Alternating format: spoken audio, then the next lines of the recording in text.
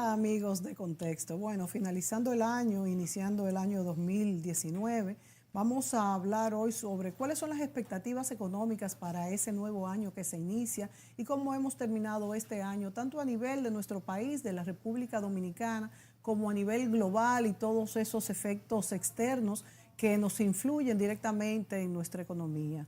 Este año, el 2018, indudablemente ha sido un año de crecimiento económico para la República Dominicana.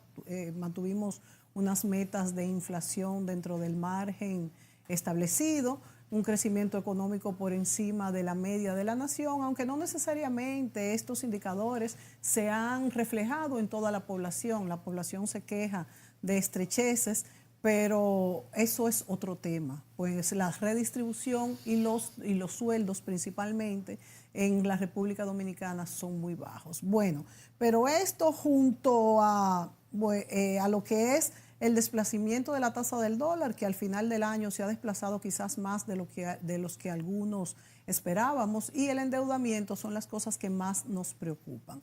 Entonces nos vamos al panorama internacional, donde tenemos precios del petróleo más bajos. Parece que el año 2019 va a ser un año con precios del petróleo más bajos, como dije, que este año que pasó, porque parece que ha cambiado incluso pues la concepción de la producción en los países productores, principalmente Arabia Saudí y Rusia, quienes están produciendo más de lo que habían estado produciendo.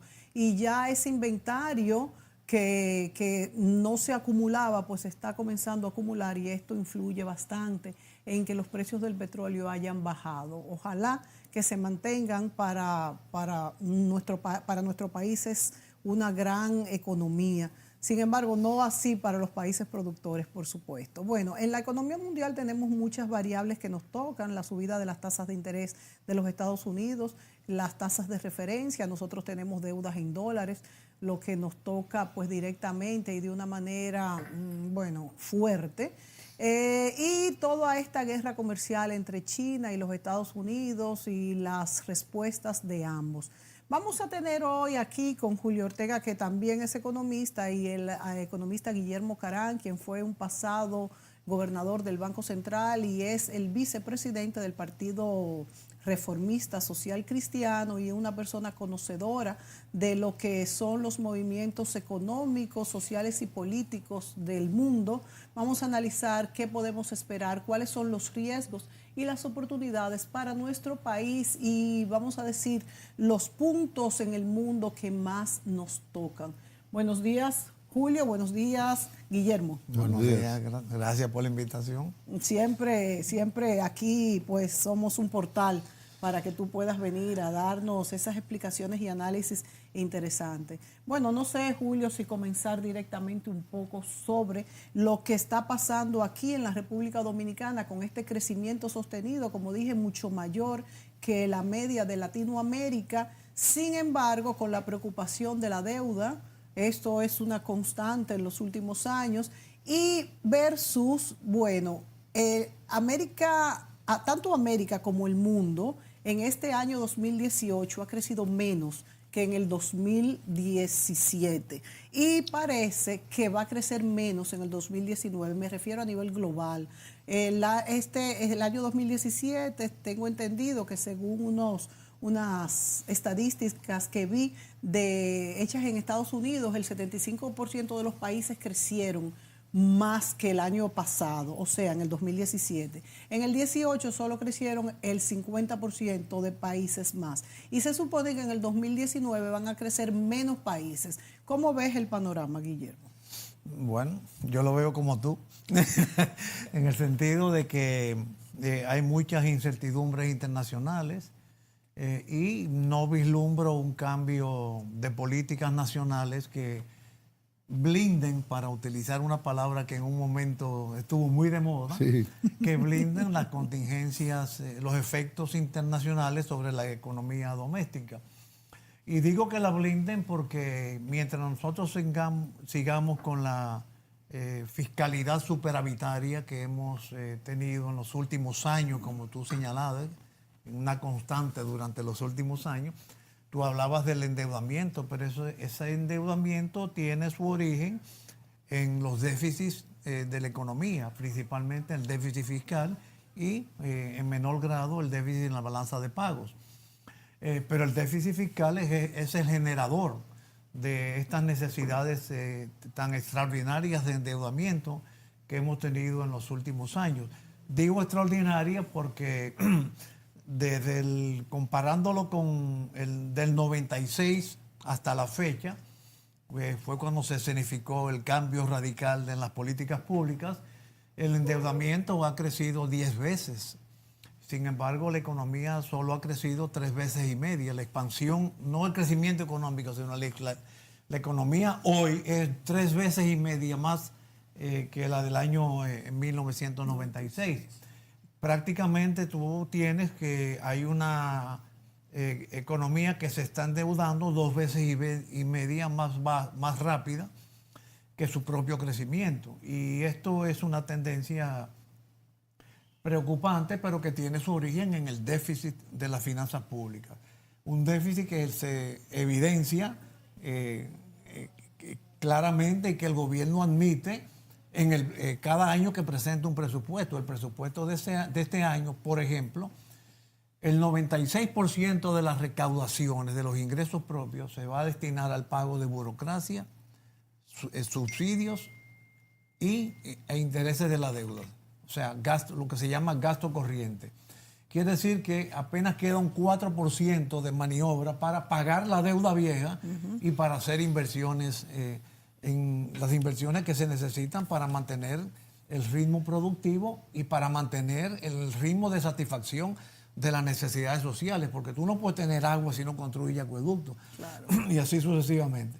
Entonces, yo entiendo que hasta tanto no se corrija, no haya un cambio en estas políticas fiscales domésticas y ante las amenazas internacionales que tú has dibujado, nosotros vamos a tener unas expectativas. Bueno, tú hablabas de expectativas, hay expectativas buenas, hay expectativas malas, pero hay también expectativas contingentes, depende de... Depende que si el gobierno recapacita y rectifica y corrige su fiscalidad superavitaria, que no está en el horizonte, porque en el presupuesto ya te acabo de decir que de nuevo están presentando un presupuesto endémicamente deficitario, y las contingencias internacionales que nosotros no controlamos, porque nosotros no controlamos, no somos hacedores de políticas para fortalecer el dólar, para subir la tasa de interés, para la guerra arancelaria y comercial que se está escenificando, para el cambio del orden internacional, que no es solamente porque los esquemas de globalización están ya archivándose o archivándose temporal o definitivamente. Sí. Ahora estamos en un esquema neoproteccionista, unilateralista, nacionalista. Mira como en España, por ejemplo, ayer las elecciones en Andalucía la ganó un nuevo grupo de extrema derecha. No la ganó, entró al Parlamento. Sí, pero ganó el PSOE, pero con una caída enorme en su votación. Y el hecho de que una nueva agrupación de carácter ultraderechista. De meses. Que solamente... No, Vox no es tan joven. Vox tiene como 5 o 6 años, pero es un partido que reclama el pasado franquista abiertamente. No, y en España, donde se supone que es un bastión. Abiertamente, porque los que están lo reclaman indirectamente, pero públicamente. Entonces, es un caso muy sui generis. Quizás es la influencia de Bolsonaro, quizás en España. O de Trump. Sí. No, o de la señora Le Pen y del señor Salvini. Bueno, en pero Italia. han ganado. Sí, señores, pero es obvio. Han ganado, sí. Entonces, es obvio que hay una tendencia nacionalista y derechista en el mundo tremenda. Entonces pienso que lo mejor para blindarse ante eventuales contingencias adversas es tener una fiscalidad superavitaria, prudente, pero eso no está en la agenda y en consecuencia hay mucha incertidumbre visualizable. Guillermo, respecto a ese mismo tema, yo coincido con que la debilidad fiscal, como yo le llamo, endémica prácticamente, porque no es de ahora, es de añades, del Estado Dominicano, digamos, es uno de los principales peligros dentro del esquema de crecimiento que ha sido exitoso. Como tú dices, del 96 al 2016, vamos a decir, en 20 años, 22 años, el PIB creció en términos absolutos de unos 20.000 millones de pesos a unos, de dólares, a unos 80.000 millones de dólares. Es decir, se ha cuadruplicado prácticamente. La expansión económica es evidente. Es evidente hasta físicamente. Yo tenía mucho tiempo que no iba a la zona de Punta Cana, Bávaro, y este fin de semana fui, y primero yo no me... Eso es otro mundo. Yo no me reconocía, porque Sí. yo había ido hacía mucho tiempo, pero realmente es otro mundo, es una febrilidad. No parece ni que estamos en el país. Es realmente algo extraordinario. Es una zona franca humana, Sí, sí. un enclave. De todo, de todo. Por ejemplo, yo fui a dejar a unas chicas en el concierto de Juan Luis Guerra, y los que estaban en la puerta, todos eran mexicanos. Dios mío. Fui a la playa y todos los que atendían eran haitianos. Wow. Si realmente hay una transformación hasta del ambiente humano que es extraordinario.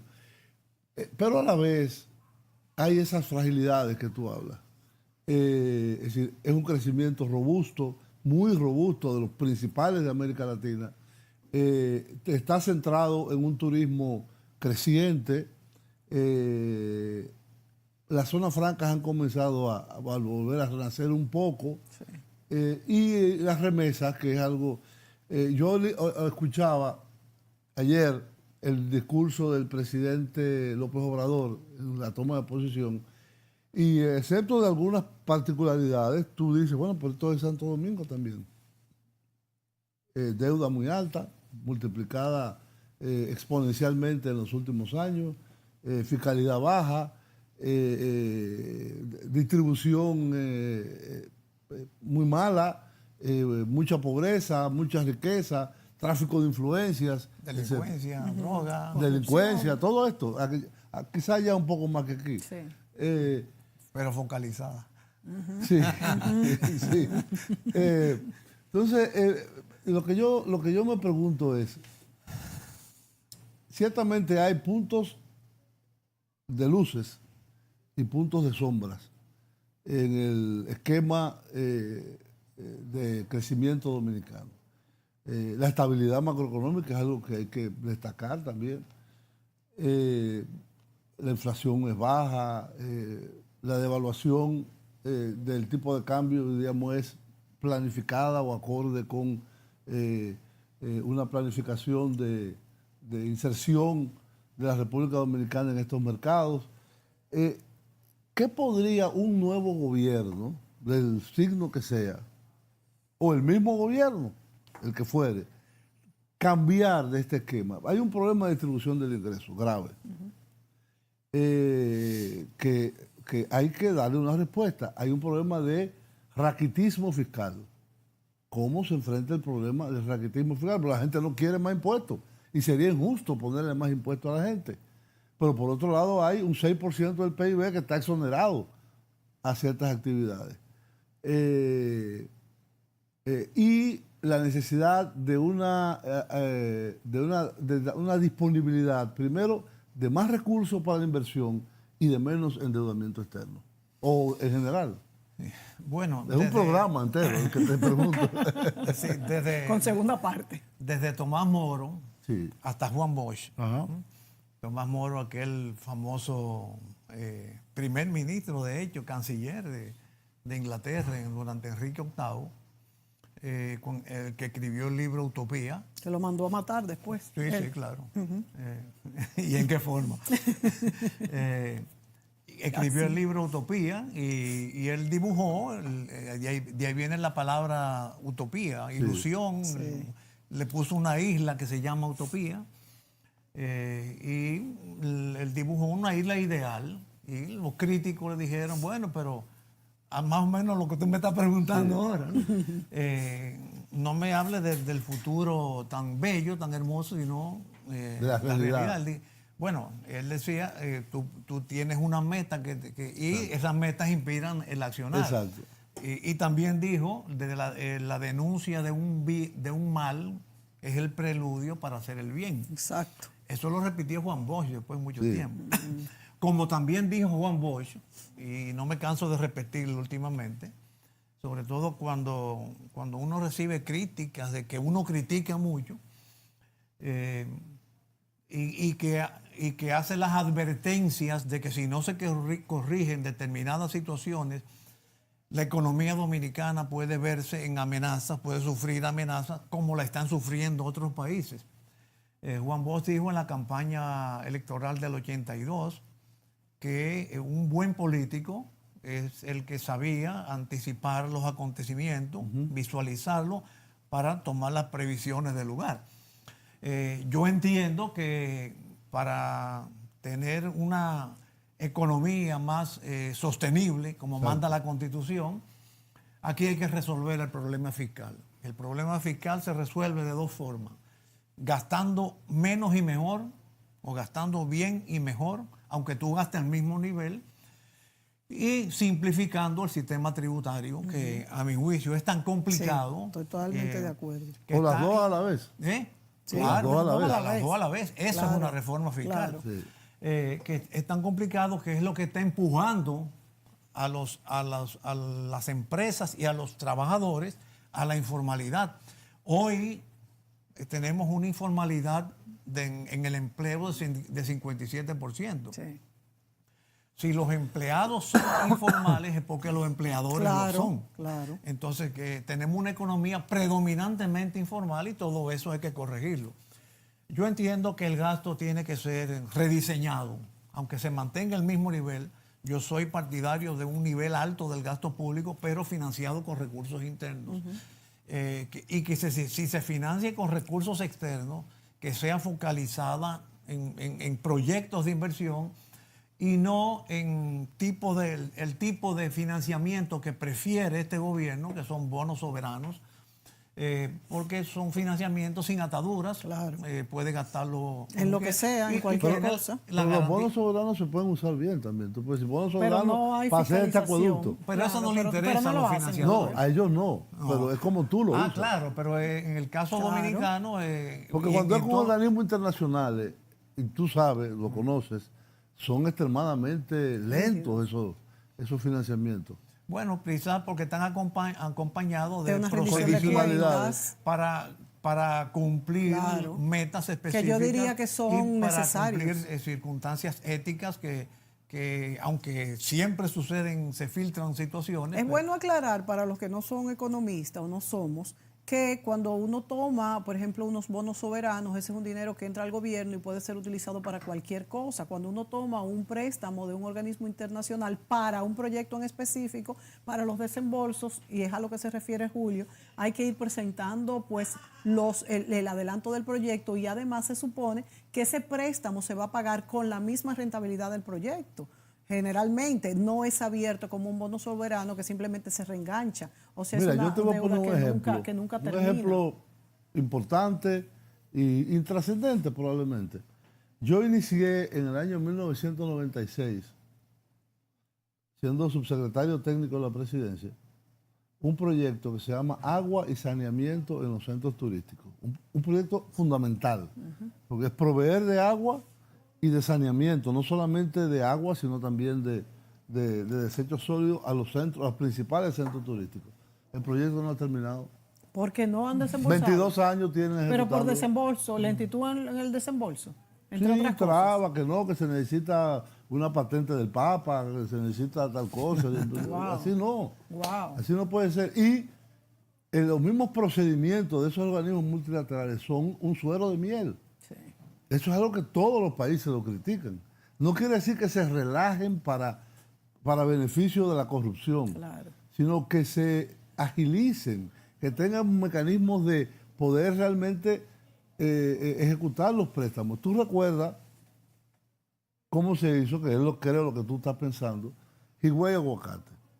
Y el aguacate se financió con recursos internos, aunque hubo por otro lado un superdéficit en términos de la deuda pública, pero se financió con recursos internos, que era la parte, diríamos, de la obra La física. obra física.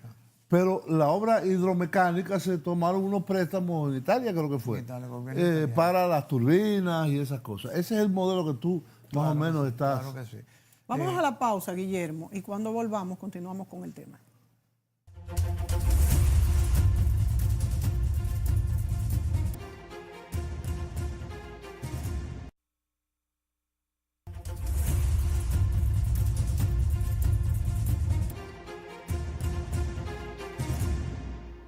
Bien, amigos, continuamos esta interesantísima conversación con el amigo, ex gobernador del Banco Central, ex secretario técnico de la presidencia, y un gran opinador de los problemas nacionales, tanto desde el punto de vista político como desde el punto de vista de las políticas económicas, Guillermo Caram.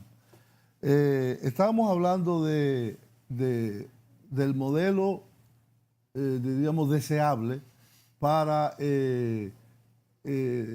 no endeudar mucho el país y mantener un ritmo de inversión alto, que sería más o menos el que Balaguer usó. Claro. Sí. Claro, Balaguer vivió hace 30, 40 años. Hoy en día el mundo es distinto, los flujos de capital son distintos, las Somos mucho más necesidades son gente. distintas. Yo pienso que uno de los retos más importantes que tiene el país por delante es no tanto la creación de la riqueza, sino mantener este nivel de creación de riqueza, sino cómo distribuirla. Claro. ¿Qué hacer para que los beneficios del crecimiento no sean nada más para un grupito de 1, un 2, un 3%, sino que llegue a la inmensa mayoría de la población? Claro. Y fíjate, el mundo ha cambiado. Déjame hacerte una acotación, pero por ahí, incluso en estos días ha estado circulando mucho en las redes un pensamiento de Marco Tulio Sí. sobre la finanza pública. Sí. Hablando del buen manejo, de la austeridad, de que... Sí, hay principios que son universales. Claro, y estamos a 2000 años después y todavía estamos predicando eso. Y tú tienes economías como la alemana, que es sólida porque practica eso, no solamente la predica. Hay, por supuesto, esquemas ideológicos que combinan una cosa con otra. Pero esta versión del socialismo expresado en populismo que hemos tenido en los últimos años, inyectado por el chavismo. Y también hay populismo de derecha. No, claro. Como el de Trump.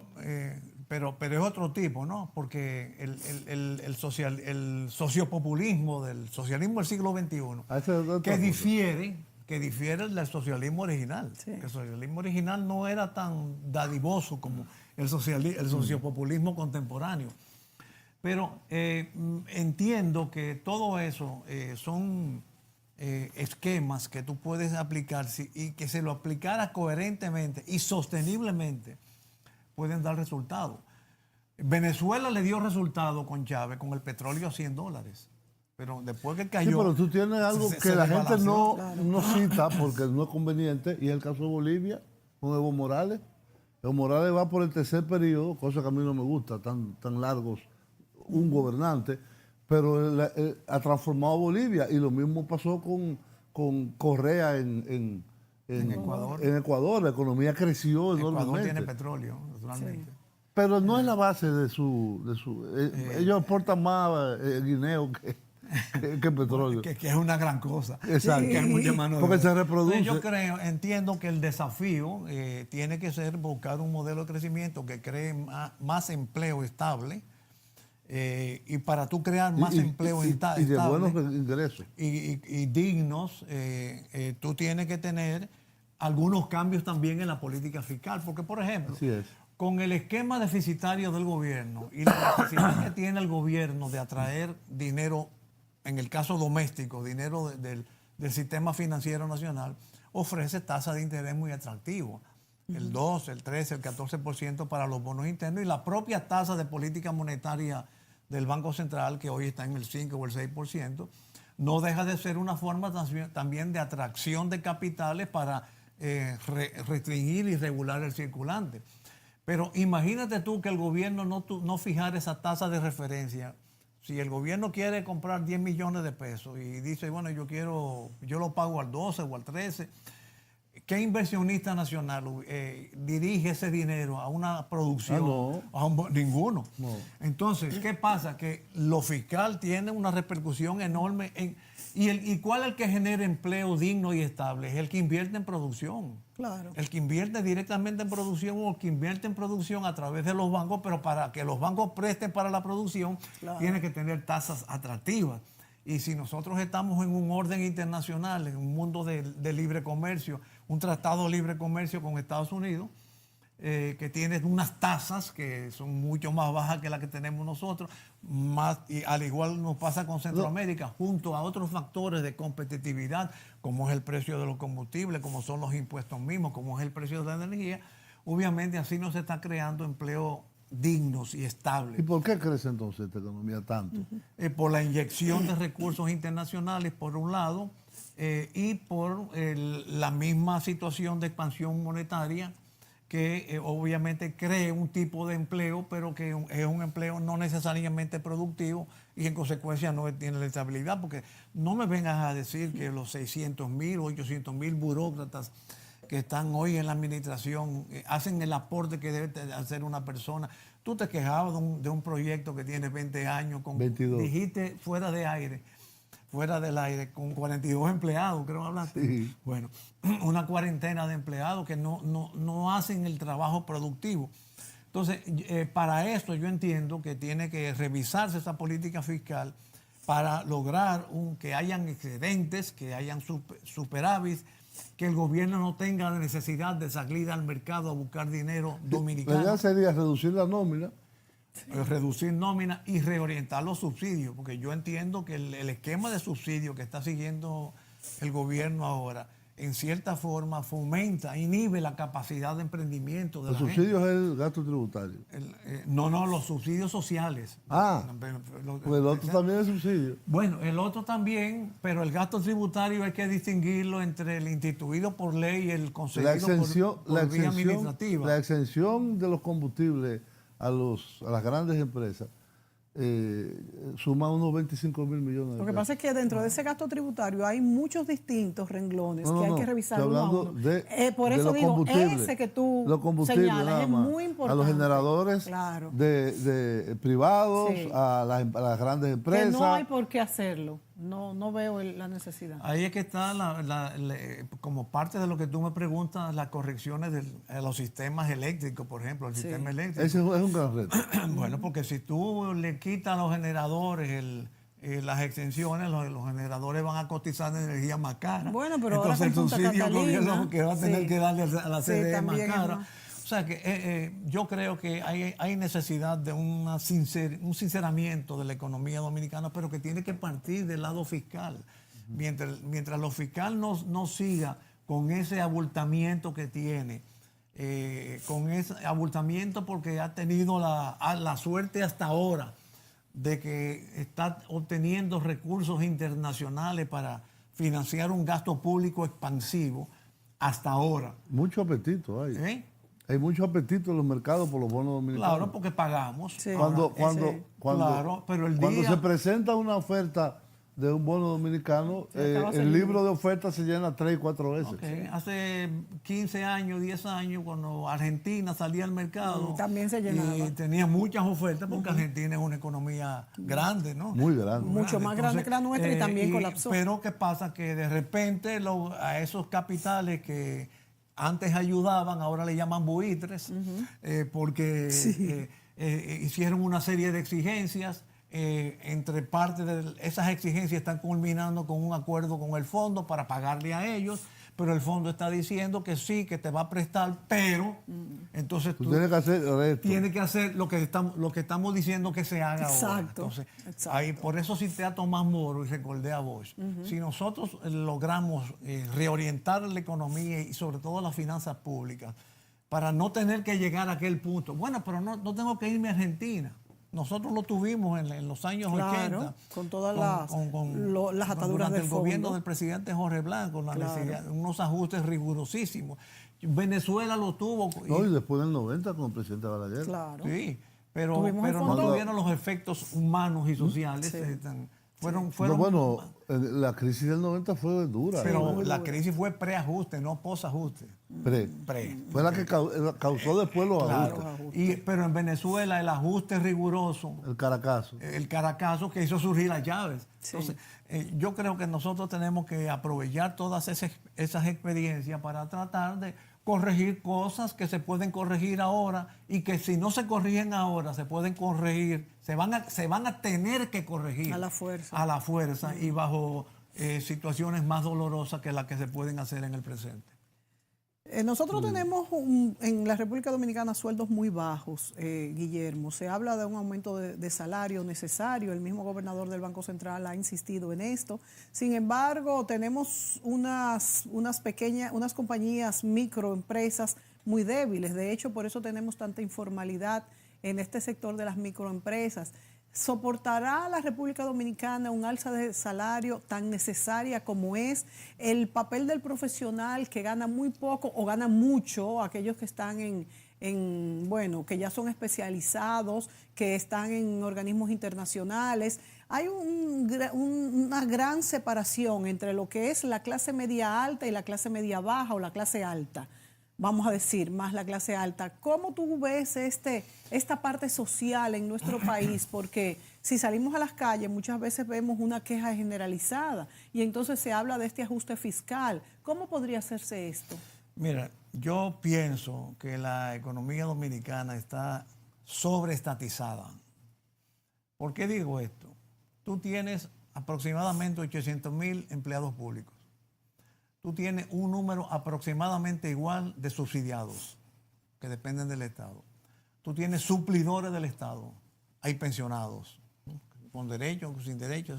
Bueno, si tú sumas todos esos valores, tú puedes llegar que aproximadamente 2 millones de personas dependen de la mano del Estado, comenzando por ahí. Segundo, De 11 que somos. ¿eh? De 11 millones. No, pero compáralo con familias. Son 11 millones de dominicanos, pero son 2 millones y tantos de familias. O sea que prácticamente... Son familias. Son familias. En cada familia... Pero se superpone. La mano del Estado Sí, llega. Entonces, eso a mi juicio, aquí hay muy pocas personas que tengan una economía privada. Totalmente independiente. Totalmente. En segundo lugar, pienso... No, y los que son privados dependen de venderle al Estado. O de los subsidios del Estado. Sí, Bueno, es verdad, ¿eh? o sea entonces, con más razón, o sea que Y de la prácticamente prebenda del Estado. La mano del Estado llega a todo. Sí.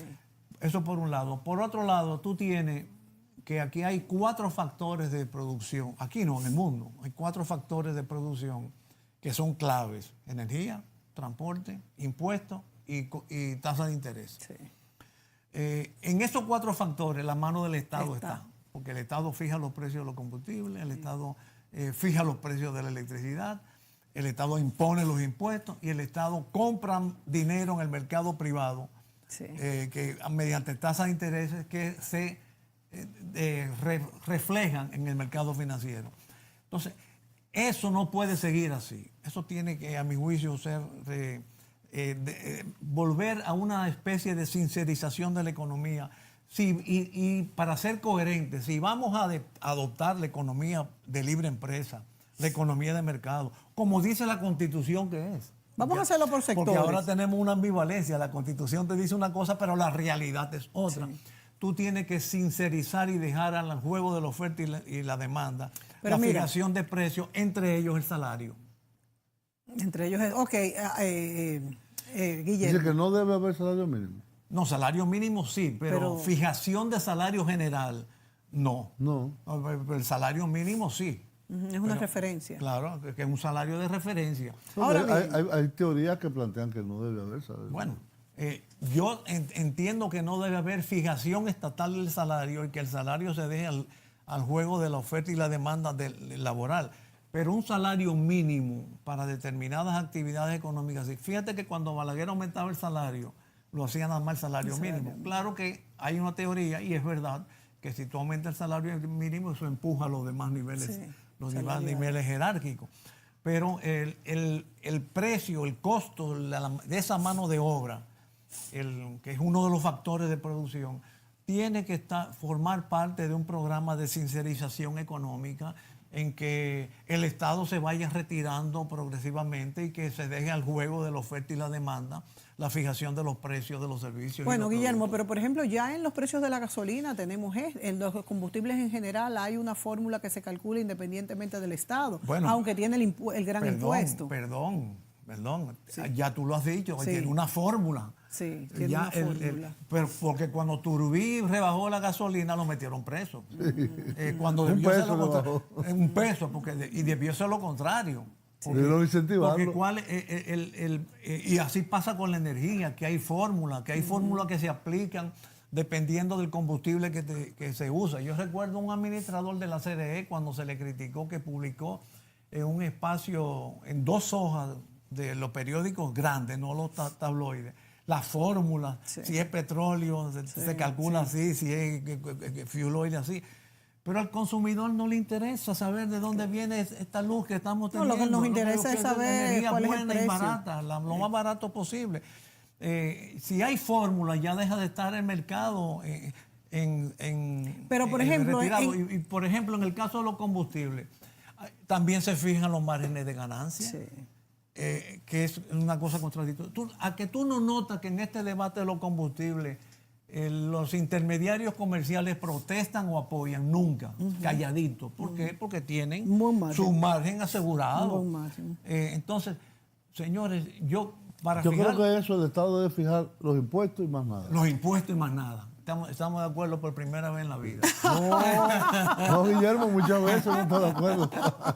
Exactamente. El Estado debe decir, yo quiero estos son los impuestos que lleva. A mí no me importa, y mientras más tú lo bajas, mejor. Debieron hacerle un homenaje a Turbí, y al de eso lo metieron preso. Sí. En el caso de las energías, y ya nos tenemos que ir a la pausa, porque quiero como analizar cada uno de los sectores. Hay un primer tramo que se cobra más barato, hay tramos que se cobra a lo que realmente cuesta, y los industriales que se cobra un poquito más todavía, y eso sirve para la tarifa eléctrica. Ajá, la tarifa eléctrica, y esto sirve para la amortización de cuando, por ejemplo, sube o baja mucho el petróleo, que no sea pues tan drástico. Corregir esto no causaría, por ejemplo, no subsidiar los que consumen menos, no causaría una tremenda inflación por el costo de esa energía eléctrica que subiría.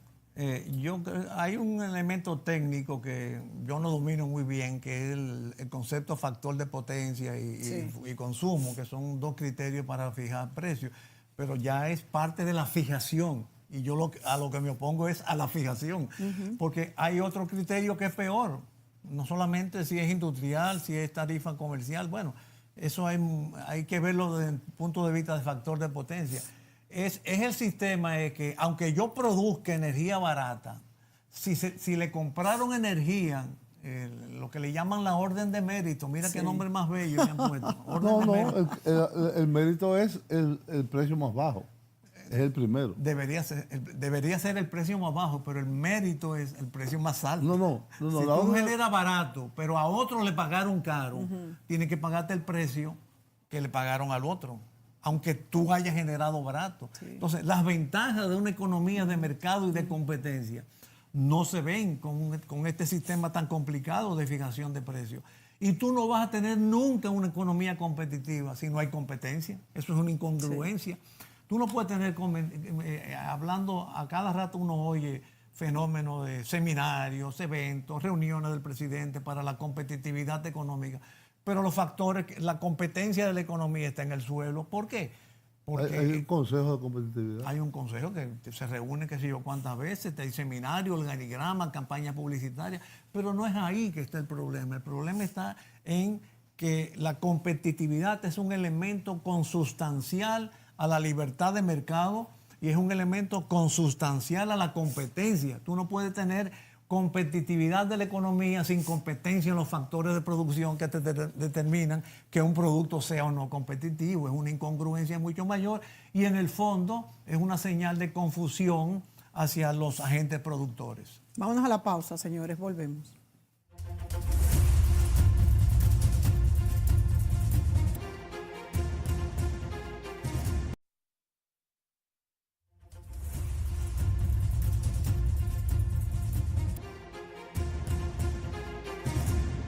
Bien, amigos, continuamos este último segmento en la conversación con Guillermo Caram y no quisiéramos que termine el programa sin entrar en un terreno que ha sido donde él ha tenido más participación destacada, que es la política partidaria.